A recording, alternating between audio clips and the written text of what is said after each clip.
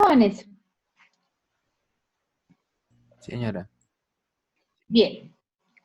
Entonces, para resumir, tenemos que la expresión de los genes maternos establece en la parte los ejes anteroposterior y dorsoventral. Entonces, aquí tenemos cuáles son los genes o las proteínas que van a establecer el eje anteposterior. Bicoy, hatchback, nanos y caudal. ¿Listo? Son los principales. Claro que hay otros genes que aquí no está, que es Oscar, acuérdense, Oscar.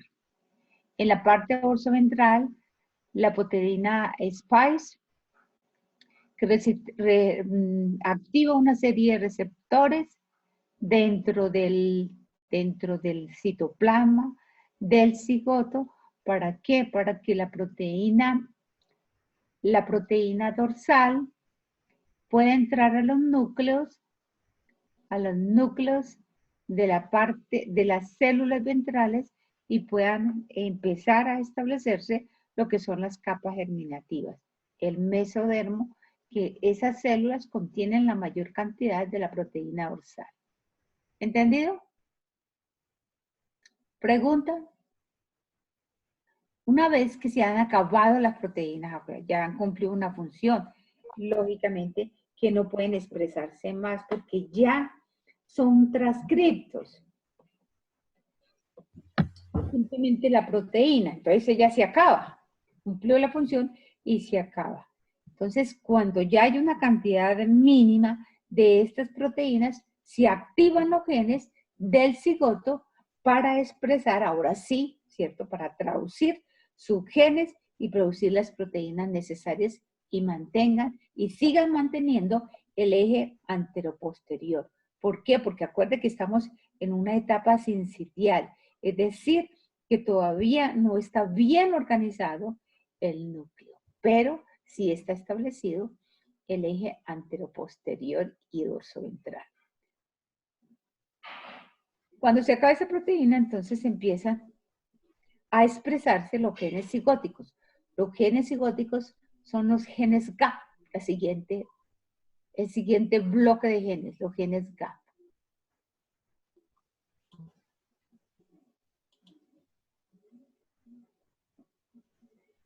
Vamos a ver cómo se expresan los genes cigóticos para que se mantenga el eje dorsoventral y luego hablamos del eje anteroposterior.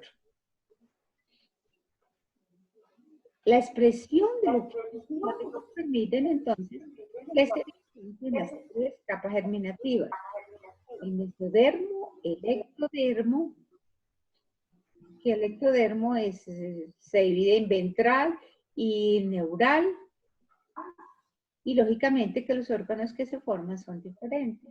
El ventral produce el tejido nervioso y la epidermis ventral, y el neural solamente la epidermis. Y el endodermo, que no aparece, el intestino medio. ¿Sí me están escuchando todos? ¿Aló? Sí, profe. Sí, profe, sí se le oye. No, pero Sí, profe. ¿sí me está escuchando? ¿Sí? Todos me están escuchando. Sí, señora. Bueno.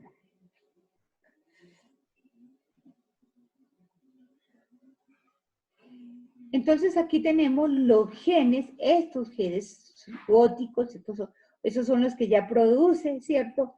El embrión en sí, es decir, la expresión de los genes del embrión. Estos ya son genes del embrión. No quiere decir, acuérdense, no quiere decir que no existan los genes que lógicamente la madre tenía. Lógico, ¿no? Que es la mosca, tiene todos los genes igual que la madre. ¿Listo? Pero estos son los genes cigóticos, es decir, estas proteínas ya se forman en el cigoto. ¿Para qué? Para que se mantengan los ejes. Este es el dorsoventral. Tenemos el dorsal, el twist y el style, el romboide, el so, el cernul y el DPP y el toyoide. ¿Listo? Estos son los genes y ellos cumplen una función específica. No voy a enterarme, voy a bajarme mucho porque se me acaba esto. Bien. Entonces aquí tenemos la formación. Acuérdense que cuando empieza a expresarse los genes cigóticos, entonces empiezan a formar las capas germinativas. El mesodermo, el ectodermo y el endodermo que está en los extremos. Entonces, en la parte dorsal, la parte más dorsal, que es la rosada que les decía, ¿cierto? Se expresa una proteína específica. ¿Por qué se expresa esa proteína? Porque la CERNUL. ¿Por qué? Porque ahí no hay esta proteína dorsal. Si existiera aquí proteína dorsal, CERSUL no se expresaría y por lo tanto no se formaría la amniocerosa. ¿Listo? En el ectodermo dorsal, que es el amarillo, está muy cerca de la parte dorsal, entonces se expresan estas dos proteínas, la DPP y la toyoide.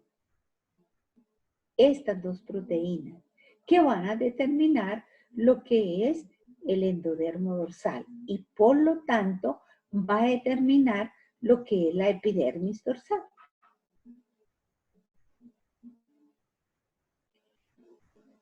En la parte inferior, al lado, inferior, bueno, en los lados, está el ectodermo neural o neuroectodermo.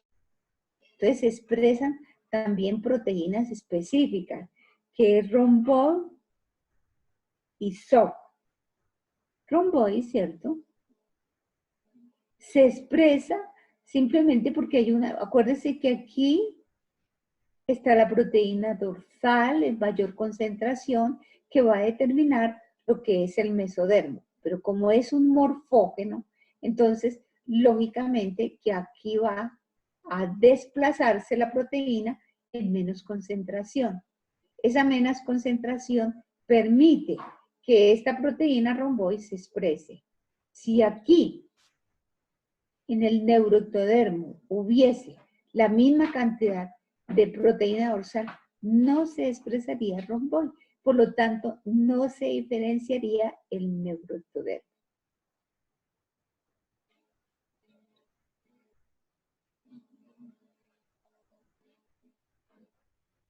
Inicialmente, la DPP, o sea, esta la DPP o decapentaplegia, se produce en toda la región dorsal, aquí, en toda la región dorsal. Pero, o sea, inicialmente, pero al final, ¿cierto? Para que se puedan determinar estas capas, entonces simplemente lo que hace es como degradarse o concentrarse en un poco de células, aproximadamente unas 7 células, para que se pueda expresar CERNUL.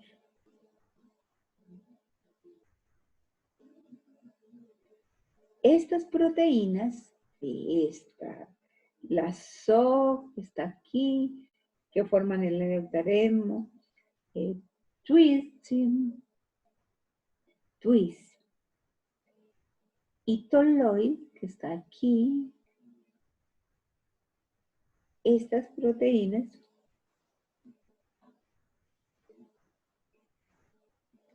inhiben la expresión. Acuérdense que DPP está alrededor de todo.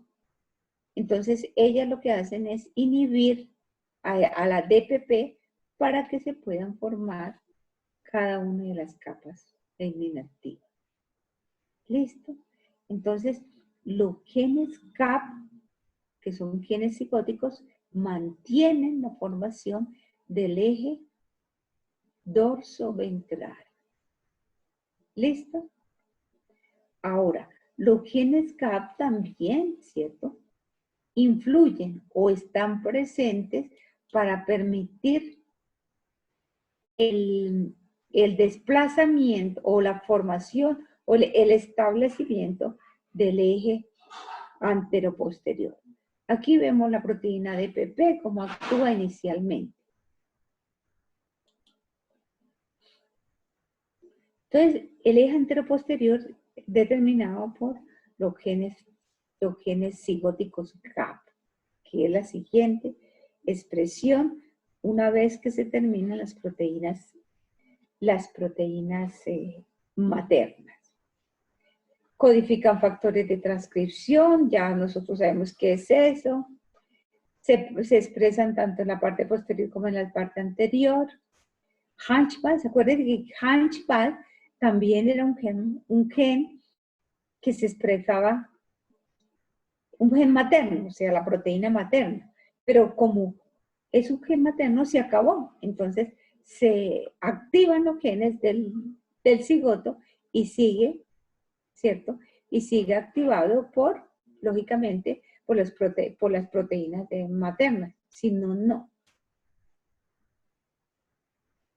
Este gen, Gian, Kroppel, Nir, Tyler, se expresan como bandas. Es decir, acordémonos que en el sinsitio, los núcleos se localizan en la superficie interna de la membrana celular. Entonces, estos genes se expresan en un grupito de células, 5 células, 6 células, solamente. Entonces, cuando uno los ve como bandas.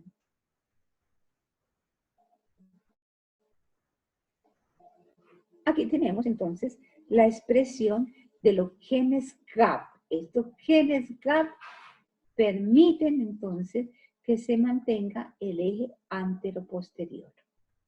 ¿Listo? Aquí hay un grupo de células. Aquí hay un grupo de células. Acuérdense que todos estamos en la parte sincitial del embrión. Entonces aquí hay un núcleo alrededor. Entonces en estos núcleos, unos 5 o 6 núcleos, se activa esa proteína, que es la proteína GIAN. Esta es la proteína GIAN. Y esta proteína se expresa tanto en la parte anterior como en la parte posterior. Sin embargo, ¿cierto?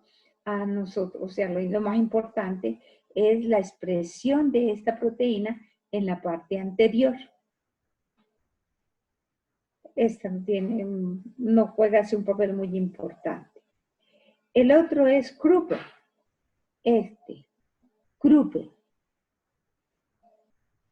Kroppel, entonces, se expresa también solamente en este grupito de núcleos, de células.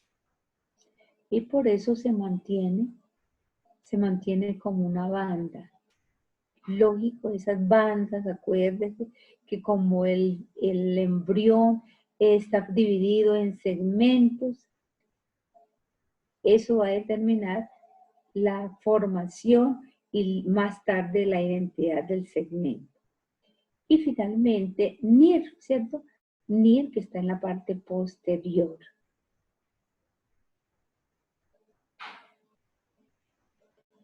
Y Hunch, que actúa como un morfógeno,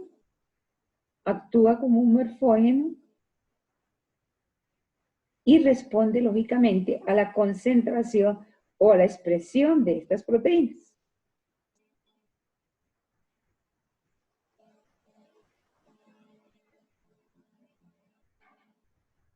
Una vez que se han establecido las proteínas como bandas, uno ve como bandas, no sé si aquí aparece.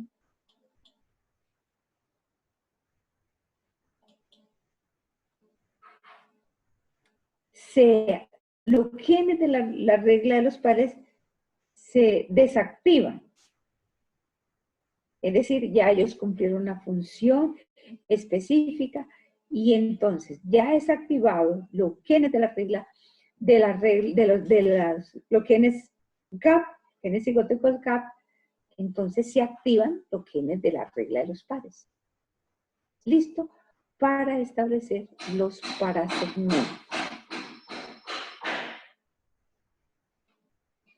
¿Entendido hasta ahí? Jóvenes, Sí, señora. preguntas, preguntas.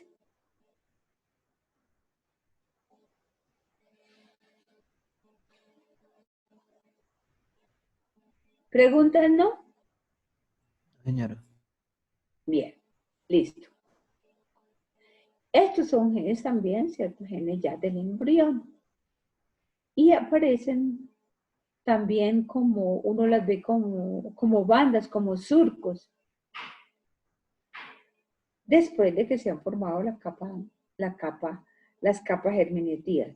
Después de que se ha formado el mesodermo, el ectodermo y el endodermo. Entonces existen 14 parasegmentos. Cada uno, cada parasegmento está determinado por la expresión de la expresión de un gen específico en un grupo de células muy pequeños. Entonces hay 14 parasegmentos. Por lo tanto, cada parasegmento se comporta como una unidad independiente una de otra. En la parte anterior del embrión, algunos parasegmentos se fusionan.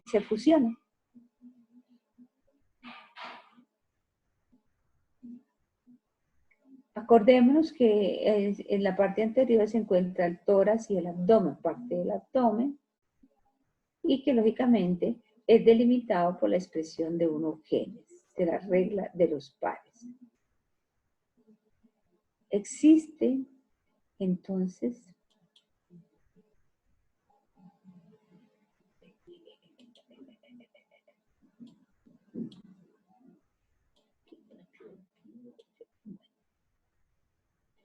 existen dos tipos,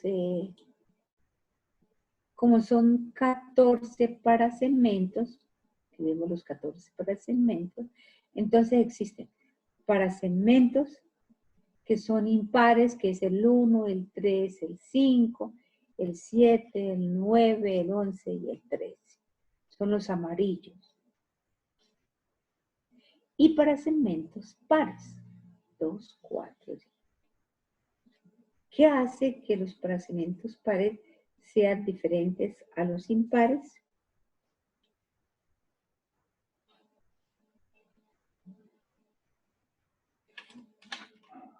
Simplemente, ¿cierto? La expresión del gen. Este gen, even skip it, se expresa solamente en los parasegmentos impares.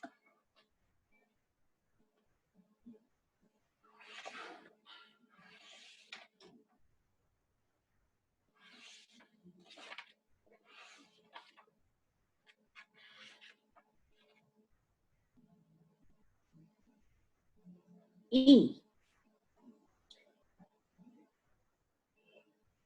Fuchitarazu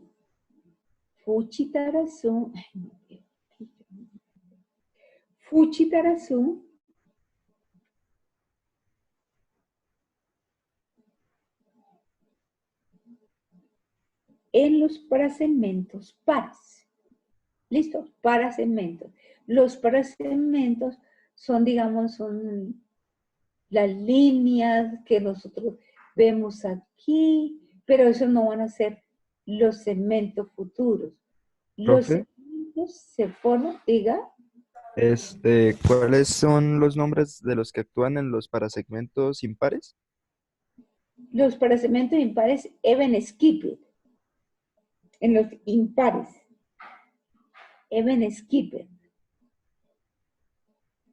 O en los amarillos. Y Fuchitarazu en los pares. Entonces los genes o la proteína, acuérdense, se expresan solamente como en bandas.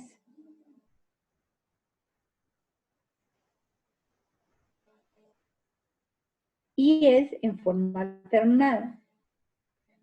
¿Por qué se ven bandas? Simplemente porque estas 5 células aparece la proteína Even Skip. En las otras 5 células aparece la proteína Tarazu y así, intercalados. Y por eso se ven en forma de bandas.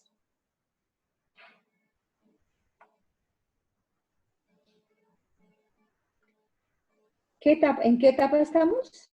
¿Qué etapa del desarrollo?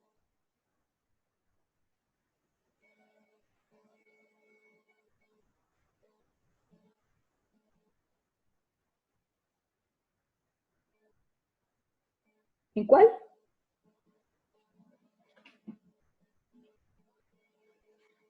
A ver, Cristian.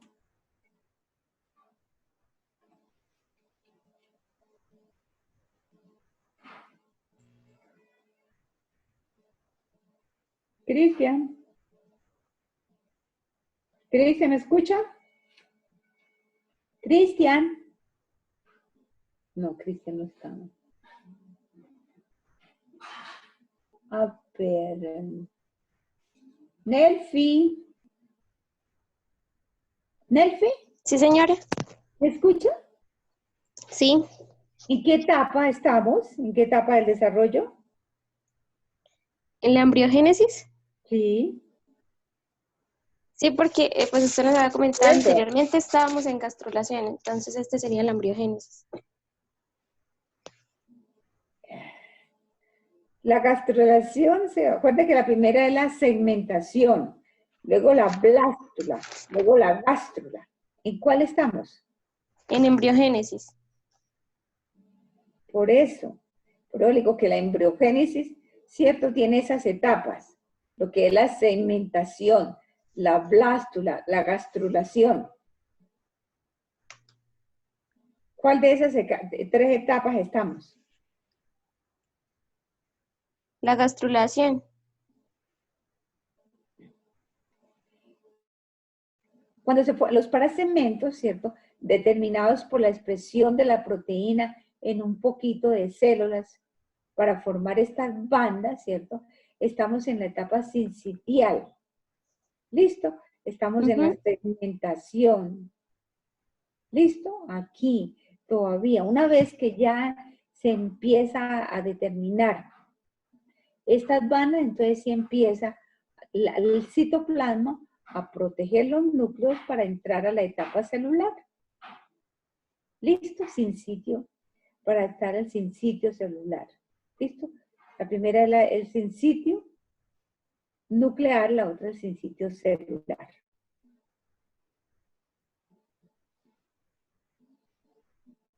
¿Esto qué permite? Permite, lógicamente, ¿cierto?, que los otros genes puedan delimitar los parasegmentos. Pero, póngale cuidado, este es un parasegmento, este es otro y este otro. Pero los segmentos están determinados por la parte anterior del parasegmento y la parte posterior del parasegmento anterior.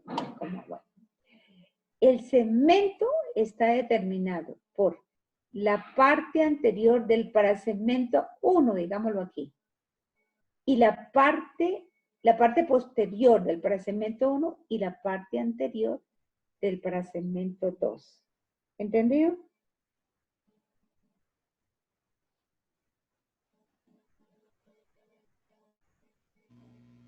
¿Entendido? Sí, señora. ¿O no me entendieron? Sí, profe. Es diferente, ¿cierto? Entonces, los parasegmentos son diferentes a los segmentos. ¿Por qué? Porque aunque están determinados los parasegmentos, la identidad de los segmentos permite que se formen las diferentes estructuras. Bueno, en otras palabras.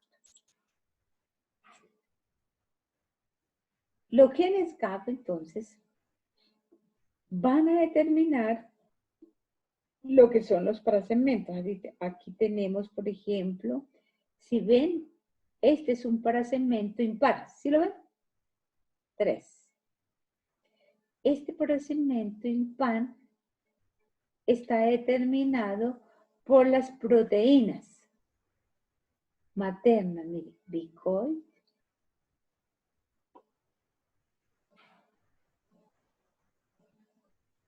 por Hunchback, Krupelberg. ¿Qué podemos nosotros ver? O sea, ¿cómo actúan las proteínas, estas proteínas, para poder determinar el parasegmento? ¿Cómo lo entiende? A ver.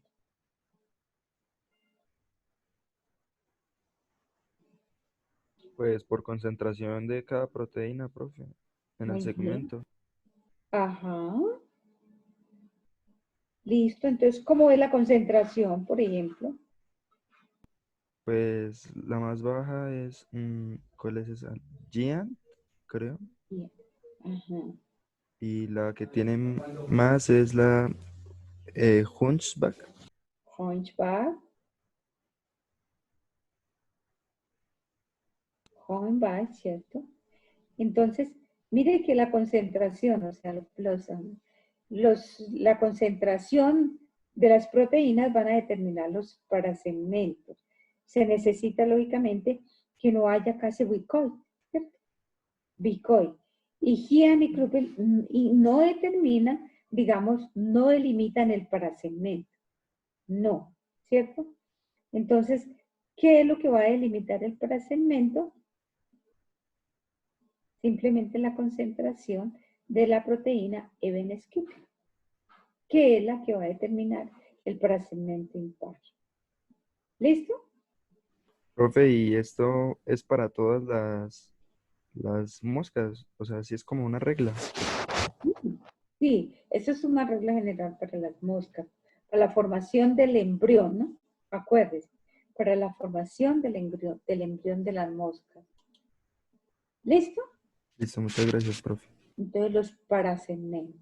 Los parasegmentos, entonces, van a ser determinados por la concentración de la proteína, de las proteínas maternas, y van a delimitar, ¿cierto?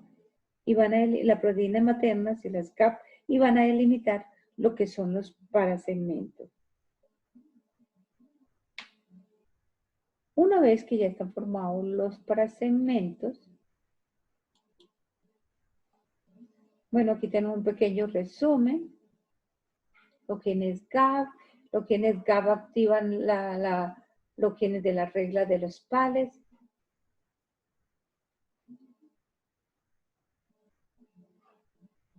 Y la regla de los pares van a determinar lo que son los parasegmentos. Los parasegmentos, entonces una vez ya, digamos, expresado la proteína de las reglas de los pares, entonces aparecen la expresión de otros genes, que son los genes de segmentación.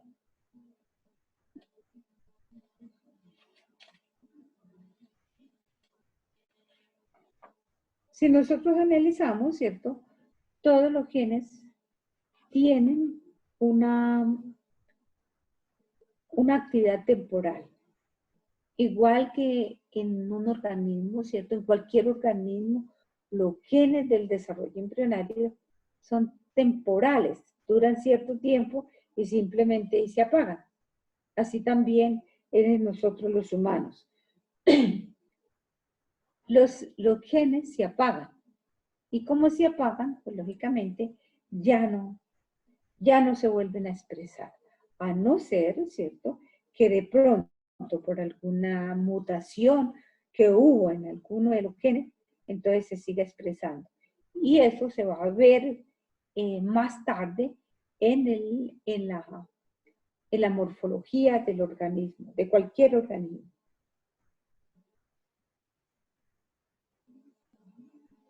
Bien, hay muchas cosas. muchas cosas que uno pudiera hablar, y hay otros genes implicados en la formación del embrión. Acuérdense que estamos hablando del embrión. Hay otro gen implicado, pero no voy a llenarlo de esa cantidad de genes que están implicados, sino que entiendan, ¿cierto?, que hay unos genes especiales, específicos. Mire que yo les decía que hay unos 50 genes maternos, y solo vimos como unos 6 o 7 nomás. Hay también una gran cantidad de genes que son genes cigóticos. ¿Cuántos genes tiene la mosca? ¿Cuántos genes tiene la mosca? Nosotros los humanos, ¿cuántos tenemos?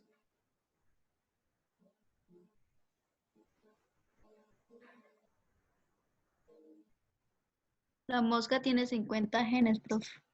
¿50 genes? No, ¿cómo que 50 genes? 50 genes.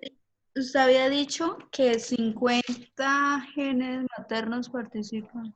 Ah, pero 50 genes maternos que permiten, esos 50 genes maternos se necesitan para que se mantenga el embrión, ¿listo? Para establecer el eje anteroposterior y dorsoventral, pero 50 genes maternos, pero Entonces, 50, profe, pero ¿cuántos genes tiene la mosca? no quiere decir que sean 50 genes totales, ¿cierto? ¿Cuántos genes tiene la mosca? A ver. Profe, más o menos 13.000. Ajá, más o menos unos 13.000 genes. ¿Y nosotros cuántos? Nosotros los humanos.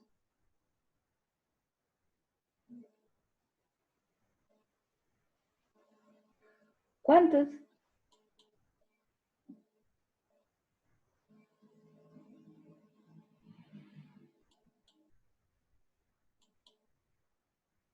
¿Cuántos, jovencitos? Entre 2.000 y 2.500. No, los humanos.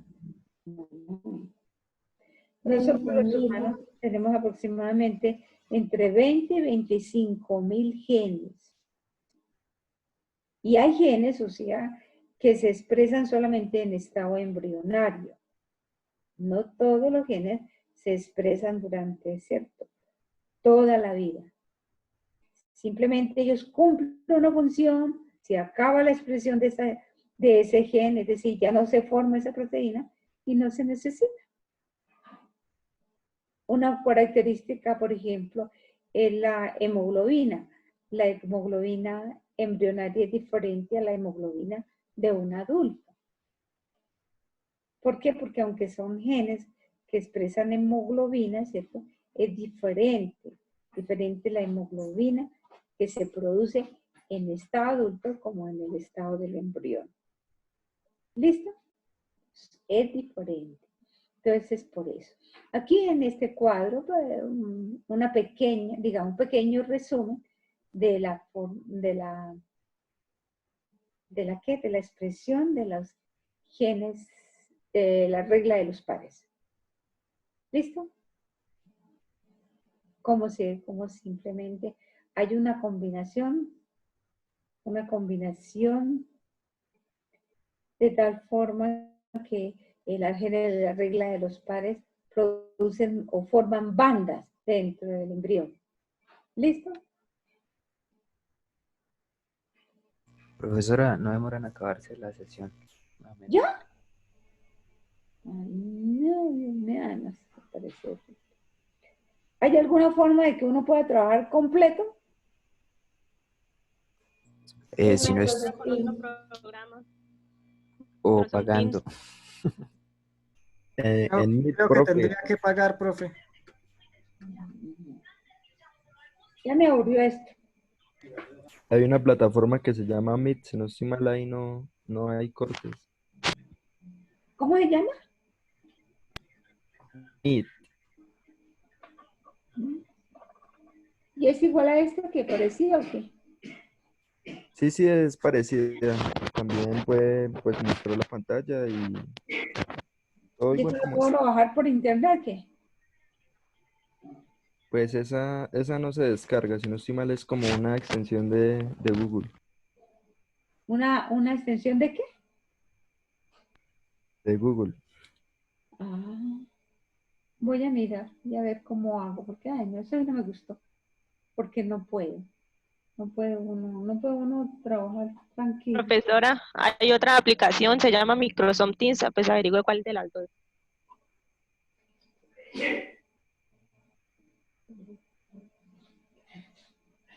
Listo. Voy a ver. ¿Listo? Bien. Entonces ahorita le voy a enviar, acuérdense que yo les prometí una práctica del embrión de la mosca, ¿sí? Entonces, ¿cómo se hace para que ustedes la analicen? Aparecen unas preguntas ahí y por favor consultar los genes, o sea, el siguiente grupo de genes que viene para que se siga estableciendo, que es los genes de segmentación. ¿Listo? Para que ustedes lo vean. Vale, profesora.